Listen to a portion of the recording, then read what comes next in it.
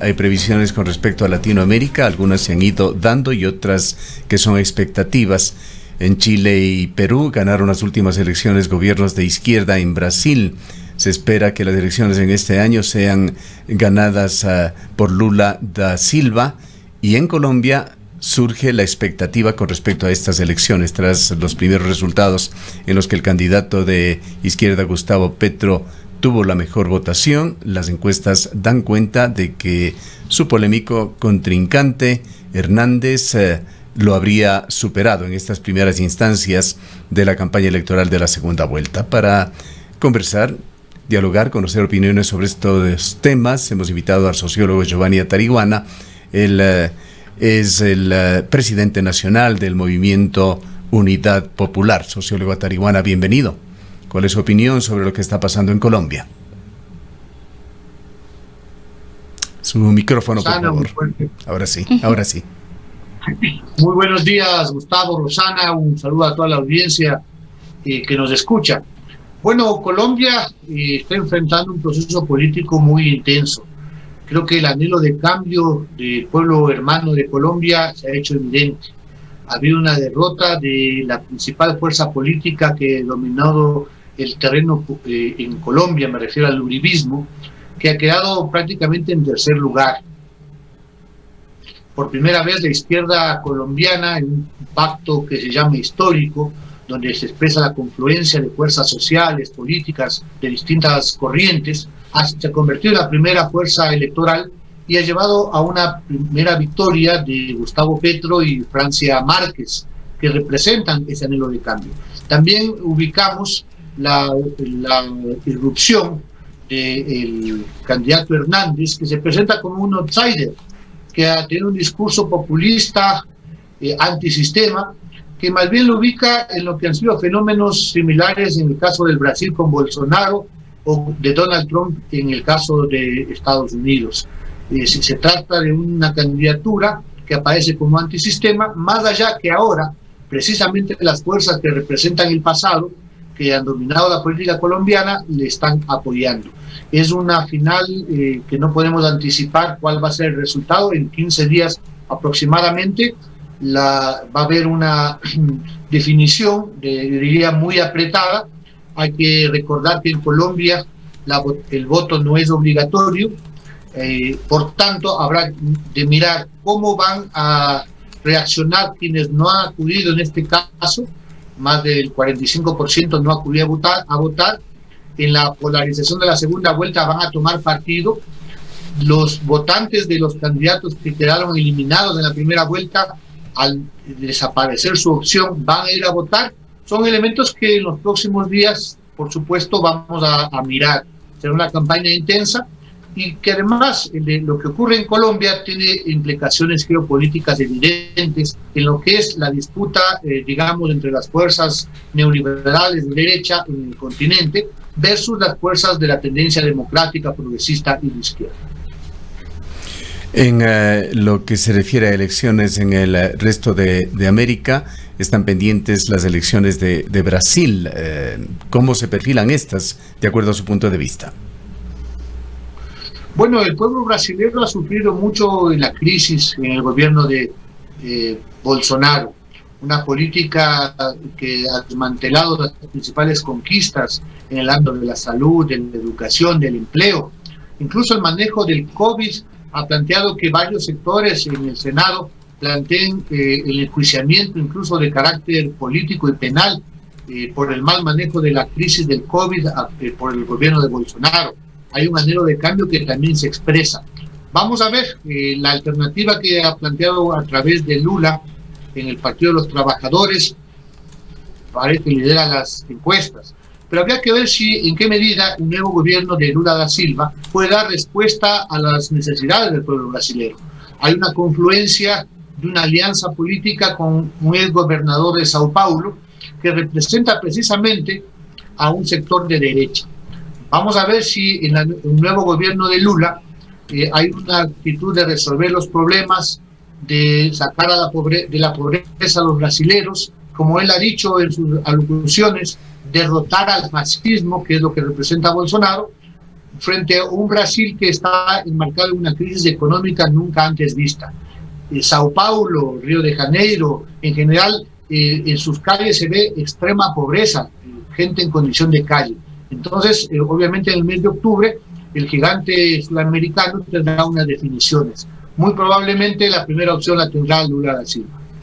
Usted con su partido, Unidad Popular, que dicho sea de paso no ha tenido mucho éxito en las últimas elecciones, se mantiene muy atento a lo que sucede políticamente en Ecuador. Acabamos de tener un diálogo con el asesor del presidente de la República, consejero del presidente Diego Ordóñez, y él, entre otras cosas, nos ha hablado de niveles preocupantes de infiltración de las mafias en la política ecuatoriana, con algunos capítulos que se están ventilando justamente hoy día en la prensa y en las redes sociales que involucran incluso a un asambleísta. Colombia ha tenido una política también sumamente compleja en los últimos años, y en ese país ha sido muy fuerte esta infiltración de las mafias en la política ecuatoriana. Recordemos, por ejemplo, la presidencia de Ernesto Samper, que se vio empañada por la evidencia que fue reconocida incluso con sanciones de carácter legal, de que su campaña electoral en el año de 1994 fue financiada con dineros del cartel de Cali, del narcotraficante Gilberto Rodríguez Orejuela, quien, dicho sea de paso, acaba de fallecer en una cárcel en Estados Unidos hace 2 o 3 días. ¿Cómo ve usted este tema tan delicado de la infiltración de las mafias en la política ecuatoriana? Bueno, decir, Gustavo, que la narcopolítica y la parapolítica en Colombia ha cobrado la vida de miles de hermanos colombianos. Y no solamente el caso de Samper. Usted recuerda que en años pasados prácticamente buena parte del Senado y de la Asamblea Legislativa en Colombia estuvo involucrado. Y tiene que ver con precisamente el uribismo como fuerza política.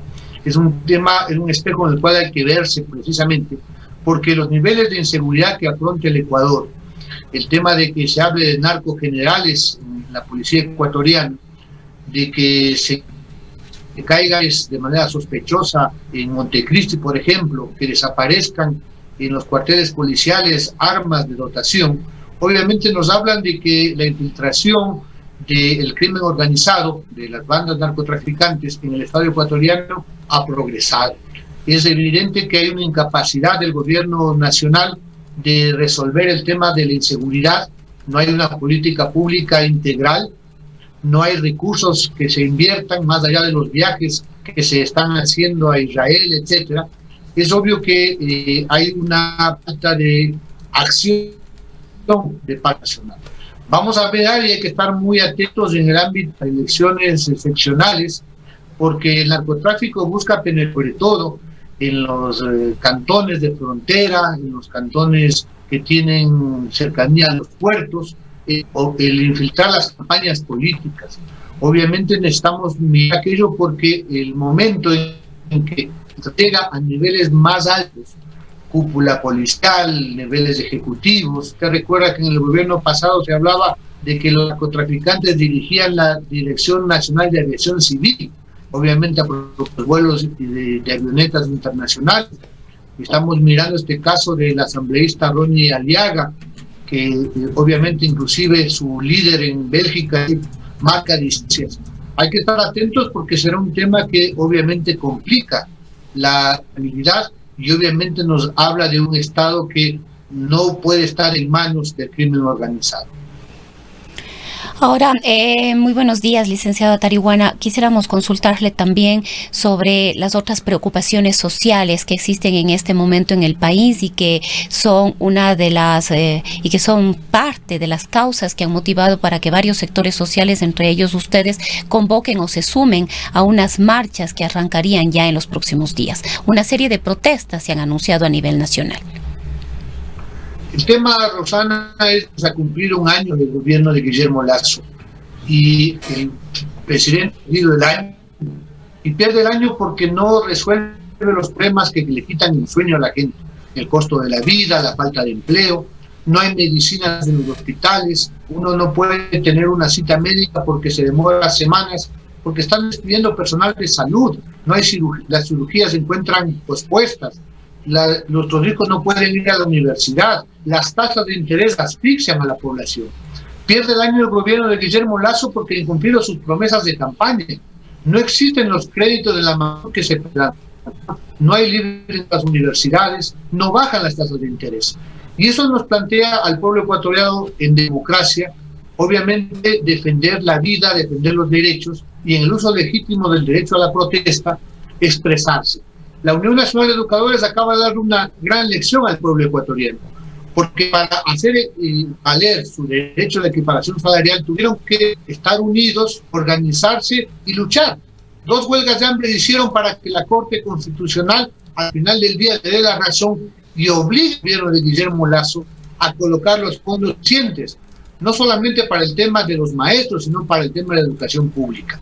Con esta visión, Unidad Popular en este mes de junio va a participar en todas las acciones que distintos sectores de la población van a hacer, reclamando cosas justas. El 9 de junio, por ejemplo, la Federación de Estudiantes Secundarios y Universitarios han convocado una jornada en defensa del presupuesto educativo y de cupos en las universidades. El 13 hay la acción convocada por la CONAIE, precisamente en función de reivindicar los derechos de la población.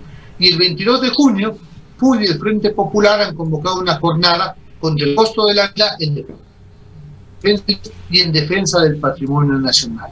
El pueblo ecuatoriano, si el gobierno no da respuestas, tiene el derecho precisamente de levantar la voz frente a las injusticias. Yendo a los temas electorales y estando en un año electoral, ¿qué expectativas tienen como Unidad Popular con respecto a las elecciones seccionales? Gustavo, estamos en el fortalecimiento de Unidad Popular y las listas 2. Hemos renovado prácticamente las 24 directivas provinciales en todo el país de una forma democrática. Han participado cerca de 5.000 militantes de forma activa, trazando las líneas estratégicas. Estamos en un proceso de afiliación, por supuesto, de relaciones con las bases sociales, ubicando los cuadros, mujeres y hombres que con capacidad y honestidad van a ser alternativas en este proceso. Como Unidad Popular creemos en la necesidad de alianzas políticas que incluyan fuerzas sociales, fuerzas políticas y, por supuesto, gente que aunque no milite en partidos tiene honestidad y capacidad, a los cuales les invitamos a participar. Nuestras expectativas son importantes porque estamos presentes en todo el territorio nacional, vamos a ratificar nuestros espacios en la conducción de alcaldías, de prefecturas y vamos a ampliar los espacios. Obviamente, desde la capital de la República, Azuay, Guayas, vamos a ser protagonistas. Estamos adelantando estas, alianzas. Decir que los tiempos, en mi caso de las organizaciones políticas, se van acortando. En más o menos un mes, el 8 de julio, habrá que formalizar estas alianzas y el 22 de julio poner en firme cada una de las candidaturas a nivel nacional. Bien, queremos agradecerle por habernos acompañado en esta mañana, licenciado Tarihuana. Un fuerte abrazo, Gustavo, y un buen día. Sociólogo Tarihuana dirige a nivel nacional Unidad Popular.